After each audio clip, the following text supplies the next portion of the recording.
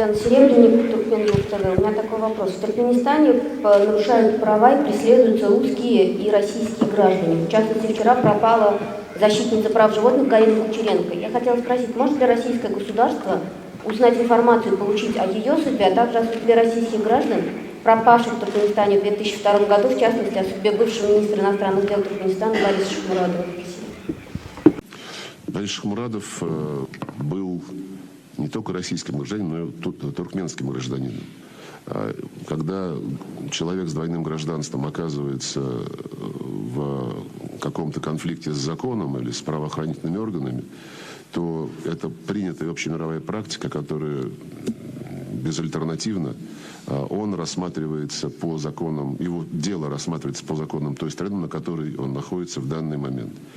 И мы, тем не менее, интересовались у предыдущих властей Туркменистана, как мы интересуемся всегда, как только возникает какой-то кризис или какая-то кризисная ситуация с российскими гражданами. Я про эту женщину, которая пропала, это, вы сказали, вчера произошло, я про это не знал, но мы никогда не оставляем в стороне те случаи, которые становятся достоянием нашего знания с любым российским гражданином в любой стране мира. Будь то Туркменистан, будь то Соединенные Штаты, будь то ряд европейских стран, азиатских, африканских. Случаи происходят везде.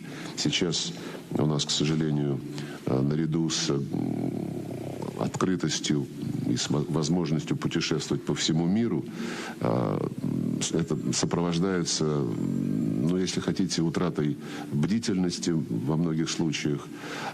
Если я правильно понимаю, эта женщина, она занимается неправительственной работой по охране животных. Ну, я своих коллег попрошу, чтобы они мне дали эту информацию. Мы поручим послу поинтересоваться наших туркменистанских коллег, что можно узнать о ее судьбе, если они знают.